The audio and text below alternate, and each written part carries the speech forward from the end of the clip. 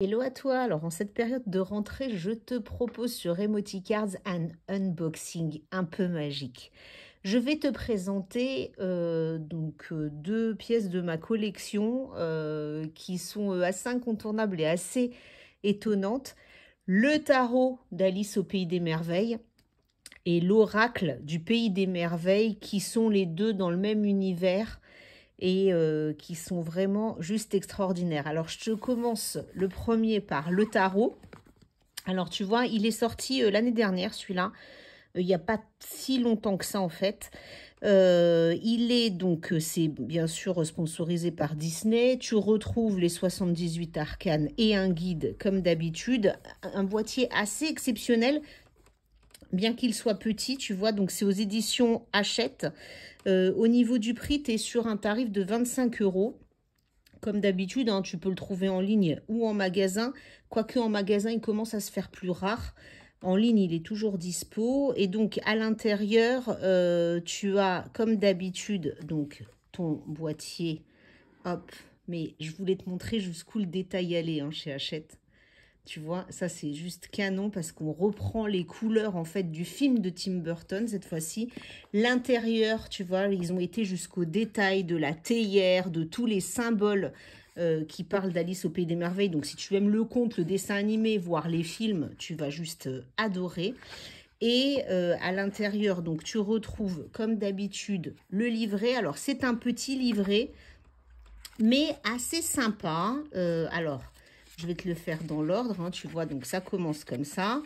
Ensuite, tu as donc ton sommaire avec bien sûr, comme d'habitude, le détail de toutes les cartes avec les pages si tu veux une consultation en direct. Donc ça, c'est plutôt pas mal parce que par rapport à des livrets classiques, on a une pagination et une numérotation qui peut t'aider quand tu veux aller plus vite. Et ensuite, ça commence tout de suite. Donc l'avant-propos, bien sûr, ça te fait rentrer dans le monde d'Alice au Pays des Merveilles qu'on aime tant. Les clés du tarot, c'est des conseils en fait quand tu lis le tarot hein, pour apprendre qu'est-ce qu'une carte à l'endroit, qu'est-ce qu'une carte à l'envers, comment ça se passe. Et puis en face, tu vois, ils t'ont mis des exemples de cartes pour que ça te parle beaucoup plus.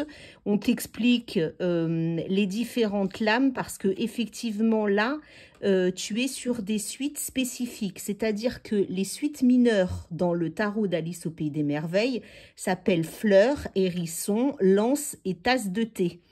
Alors, en version classique, la fleur, c'est le bâton. Le hérisson, c'est le pentacle, d'accord. La tasse de thé, bah, c'est les coupes. Et les lances, ce sont les épées. Donc, pour lance et tasse de thé, c'est assez facile à comprendre.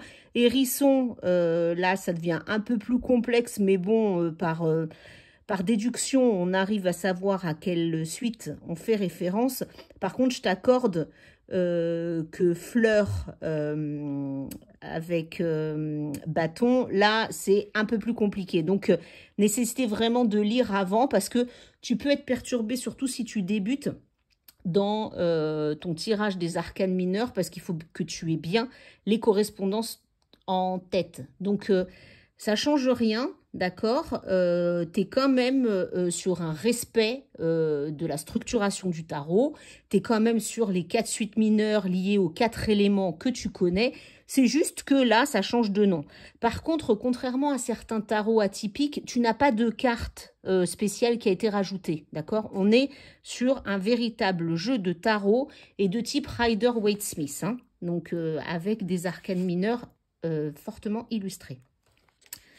Alors ensuite, dans le livret, ben, qu'est-ce que tu retrouves? Donc, tu vois en grand format ta carte. Donc, ça, c'est plutôt sympa si tu veux en étudier les détails quand tu lis la description. Et puis en face, la description de la carte. Donc là, ça revient à une description imagée comme d'habitude. La signification à l'endroit, la signification à l'envers. Donc ça, tu as tout ça, tu vois, pour toutes tes arcanes majeures. Hop, regarde le soleil comme il est beau. Elle boit sa tasse de thé en pleine sérénité. le jugement avec notre lapin qui court et les lances.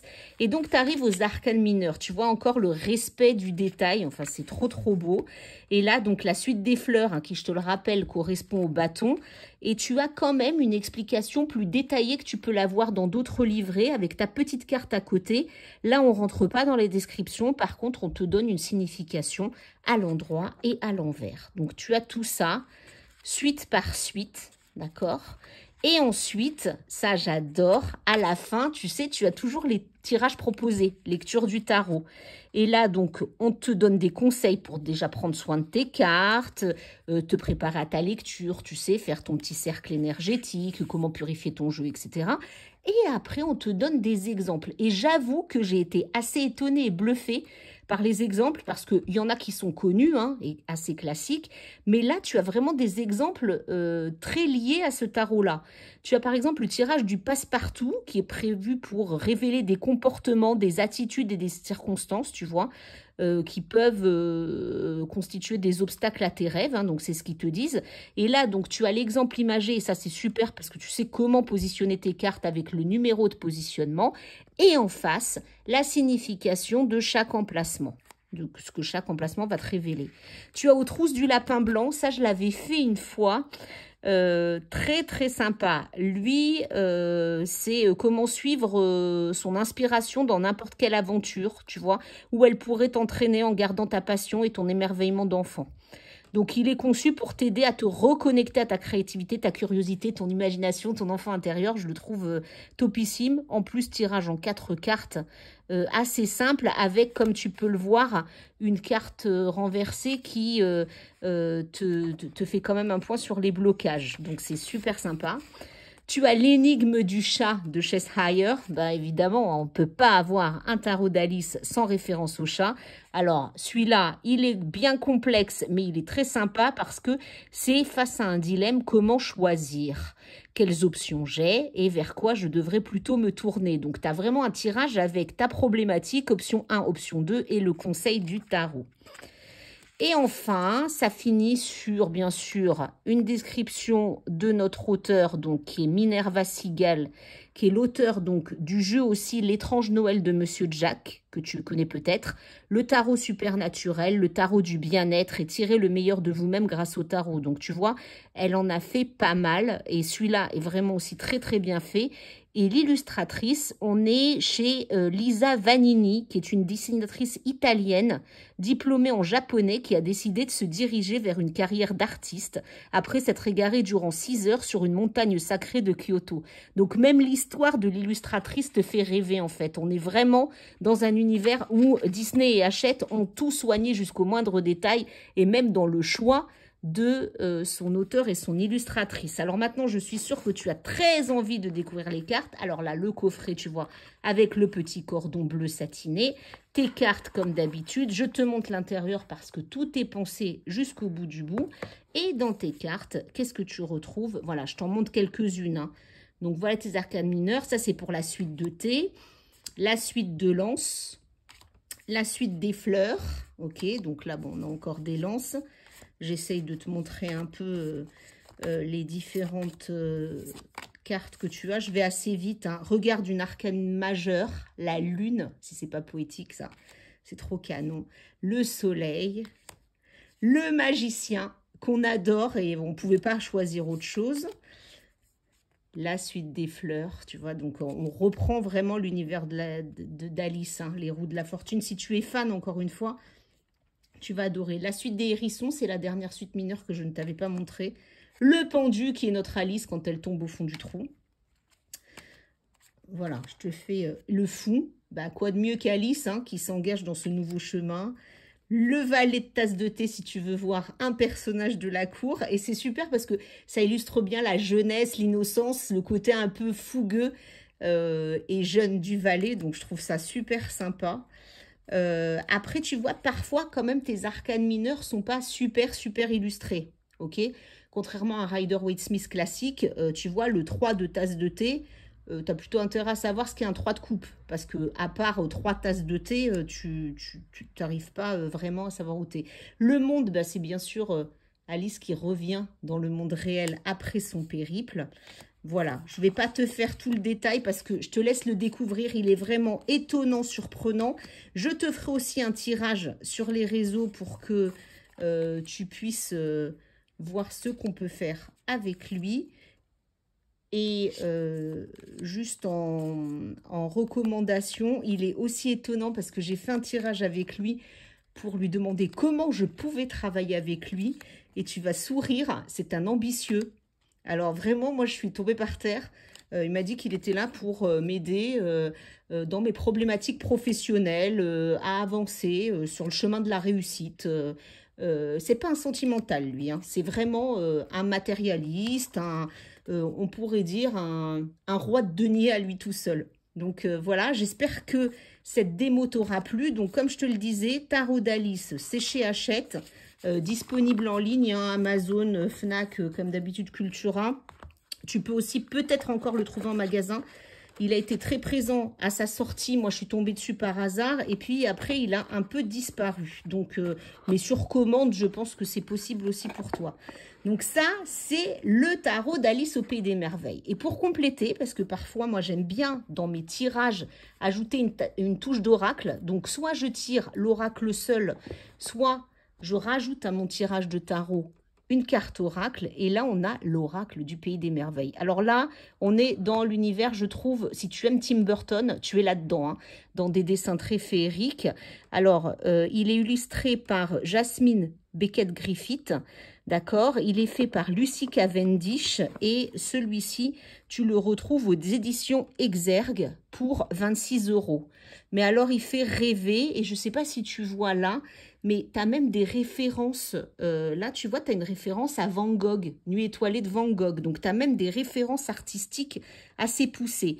45 cartes, tu retrouves tout l'univers d'Alice aussi, hein, le chat du Cheshire, le lapin blanc, le chapelier fou, qui t'aident justement à te frayer un chemin par rapport aux questions que tu vas te poser. Alors là, on est sur un boîtier quand même assez classique, joli et illustré, hein, mais assez classique, hein, tu vois. Voilà, une boîte assez simple.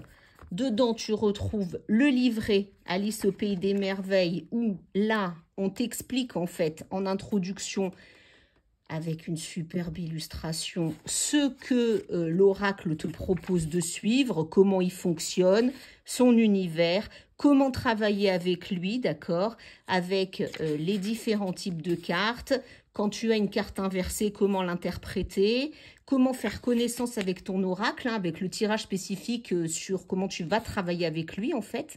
Une question sur ce que tu souhaites savoir, comment couper les cartes, donc des choses très très détaillées pour apprendre à utiliser l'oracle, hein.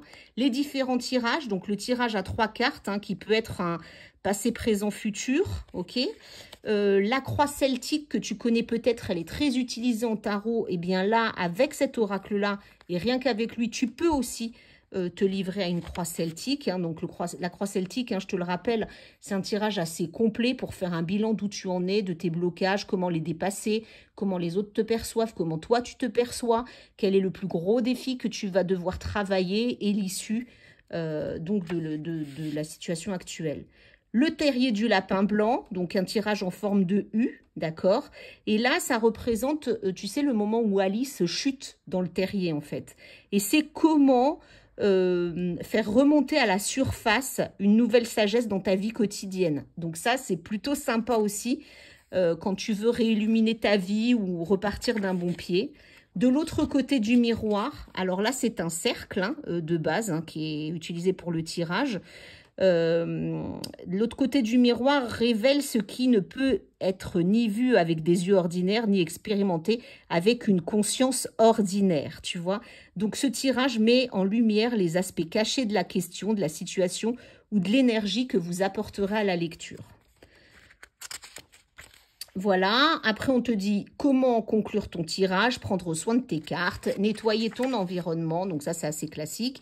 Et puis il y a le mot de l'auteur en fait, hein, qui espère que tu passeras un bon moment avec son oracle. Tu peux bien sûr, comme pour tout oracle, parce que là je t'ai fait le détail, hein, carte par carte, tu peux ne tirer qu'une carte, hein, pour savoir ce qu'elle a à te raconter, hein, carte message du jour ou une question, hein, ça c'est possible. Le message des cartes ensuite, donc là tu as la petite carte, c'est dommage c'est en noir et blanc, mais bon c'est plutôt sympa, avec le titre de la carte bien sûr, les mots-clés associés à cette carte, toujours une petite cotation en fait, hein, assez poétique, hein, tu vois sur...